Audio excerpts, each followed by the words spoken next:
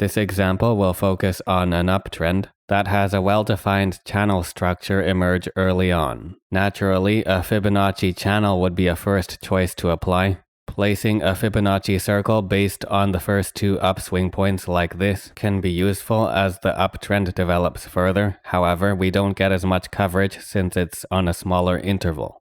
To solve this issue, we can simply extend to a longer interval up to the third upswing point and center the circles on that position. Then, theoretically, the intersections between the Fibonacci circles and channel lines will be areas of interest only if there is contact with them. Unsurprisingly, at most of these areas, there's opposition to movement upon contact. Some can be short delays to a trend, while others can be sharper reversal areas. Placing Fibonacci time zones around the area where the uptrend began adds a layer of confluence. It can also help identify the areas that could be even more important and narrow down a time range for them. Of course, we'll get different results depending on where we place the Fibonacci time zone. The first positions we tried for the Fibonacci time zone were better compared to this current variation because at least some of the interval lines from this first variation managed to line up with the approximate areas of some intersections between the channel and circle.